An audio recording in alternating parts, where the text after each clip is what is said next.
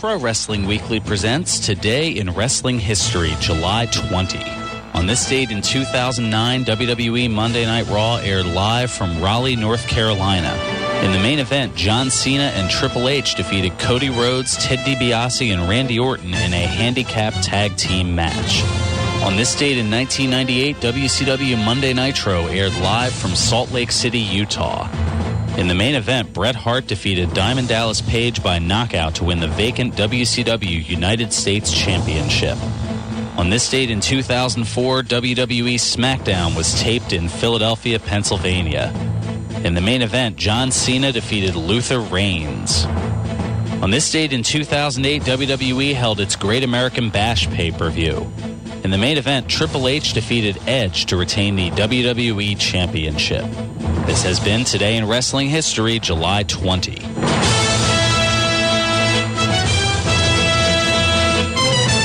Welcome back to Pro Wrestling Weekly here on 1490 WBCB and online at WBCB1490.com.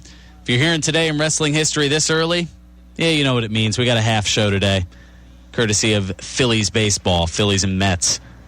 Phillies on deck coming up in about 10 minutes or so. But plenty to talk about in the meanwhile, including a possible leak in the WWE higher-ups. Yes, now, I'm sure some of you out there are more familiar than I am with Reddit, which is one of the popular websites now. But the Reddit Pro Wrestling Fan Forum has a poster, an individual on there, who has correctly listed the spoilers. Initially, he labeled them predictions, but then just pretty much labeled them as spoilers for the last 38 WWE pay-per-view matches prior to the show. So maybe, I don't know, an hour, hour and a half, 2 hours before the pay-per-view, he'll go onto this Reddit fan forum and will post the spoilers, wins and losses of what's going to happen. And he's been right every time, going all the way back to Elimination Chamber in February. So he's gotten he's gotten the Money in the Bank matches right. He got all the WrestleMania matches. I was about to say Backlash, but that's not the April Extreme Rules. April was WrestleMania, May was Extreme Rules, and then Payback, and of course Money in the Bank. 38 matches, all of them on there. The Reddit poster named Dolphins 1925. And yeah, he's correctly guessed or predicted or spoiled the results for every WWE pay-per-view match going back to Elimination Chamber in February. And there is a story on Deadspin.com that kind of highlights it. And basically, I'm paraphrasing, but this individual saying that he wants WWE to... He's basically posting these to tell WWE, hey, you got to keep a tighter lip on...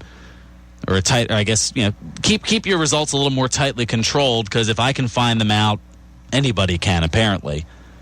Except me, because, I still have my predictions starting to go wrong. I only guessed 5 of the 8 matches for Money in the Bank right, and including TNA, I'm 47-24 for the year. So, obviously, I don't have the inside knowledge that this Dolphins 1925 has, but I don't really want that either. I don't like spoilers being thrown out there, and I guess the fact that they're accessible, it's, I don't know, it's kind of a slightly frustrating thing. Anyway, in other news, the Warriors back in WWE. Well, the video game at least. WWE and 2K issuing a press release this past Monday to announce that the Ultimate Warrior will be an exclusive playable character in WWE 2K14 for fans who pre-order the game at any participating retailer for Xbox 360 and for PlayStation 3. Warrior goes on to say, immortality is inspiration pure and simple, an example to others that they too can do things larger than the life they are actually living. And Ultimate Warrior was the pure embodiment of this belief in what has proven to be a very attention-getting and inspiring way. Yeah, Warrior definitely hasn't changed, that's for sure. He goes on to say, it was my good fortune to be his creator and performer, and I am humbled by all those fans who have not only kept his legacy alive, but deepened it over time. In WWE 2K14, Ultimate Warrior's creed, always believe, lives on. Okay, he didn't snarl, but, you get the general idea. Also, a Mecklenburg, North Carolina judge has issued an order for the arrest of WWE Hall of Famer Ric Flair. Oh, no.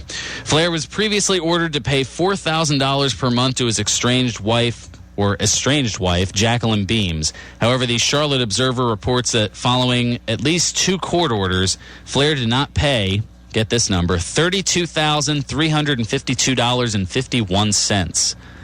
That's how much he owes in... so he's a little behind. Well, the arrest order was issued July 3rd. Flair can avoid jail time if he pays what he owes. Flair has responded to the order, saying that he took some time to grieve his son's passing, which I know I reported on here about Reed Flair passing a few months ago at the young age of 25. And also on top of that, there was something else that off the top of my head I can't remember. I didn't put it in my notes. But needless to say, Flair's he's been distracted with other things. He should throw a few drop kicks in it. They'll forget about that stuff real fast. Oh, maybe. I was going to say at 60. How the heck old is he now? 64 years old. I don't know. I thought he was 110. Well, that's because he's had that white hair since the 1960s, I think. But no, he is 64. He'll be 65 in February. That much I do know. It does count for something, I guess. It does. Yes, it does. All right, WWE, and I don't want to say not surprising note, but WWE legend Matt Osborne, of course, who worked as the original Doink the Clown and also as Matt Bourne in the World Wrestling Federation. The toxicology report is in, and he died from a toxic overdose of morphine and hydrocodone. Hydrocodone's like the base ingredient for things like Vicodin and whatnot. So, yeah, unfortunately, that's what we, this is according to the Collin County, Texas Medical Examiner. It's a shame there. But on to brighter news, because I hate ending things on a somber note. Next Saturday, that's right, we are 166 and a half hours away, for those who's keeping count. WWE Hall of Famer, the showstopper, the icon, the main event, the Heartbreak Kid, Shawn Michaels. He's coming to George's Cards and Collectibles at Oxford Valley Mall. Now, I mentioned it a couple weeks ago, just in case you missed it. The time's been bumped up. It's now 11 a.m. to 2 p.m. So between now and then, get your smartphone synced up to listen to WBCB Pro Wrestling Weekly. I will be here on the air from 12 to 1 and have to find a way to make my way over there either before, after, heck, maybe even both. Who knows? But tune in to Pro Wrestling Weekly while you're at the mall for Shawn Michaels at George's Cards and Collectibles at Oxford Valley Mall. That's next Saturday, July 27th from 11 to 2.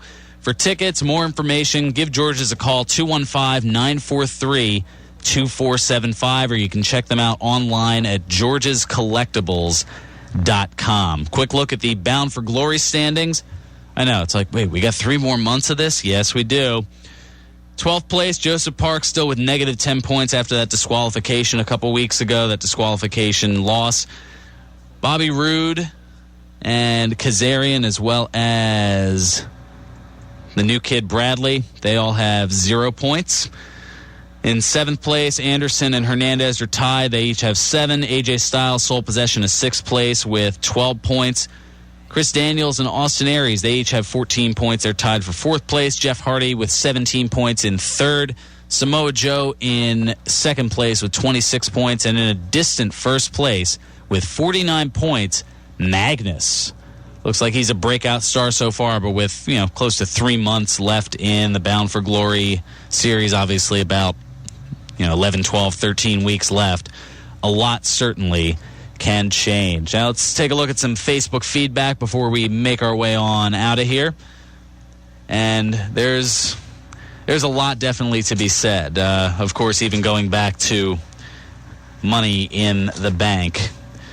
Ross chiming in, only reason WWE let Orton win was they wanted to keep him happy after his divorce, just like they did with Cena. I don't know if I necessarily agree with that. Joseph chiming in, Dolph and AJ could have been much more than this. This is just as bad as when they separated Antonio Cesaro and Oksana. WWE does not know how to leave well enough alone. I don't know. There's something to be said for power couples. Joseph also chiming in from Monday on Raw. The Shield powerbombing Mark Henry in the middle of the ring is a holy bleep-worthy chant. And he questions that.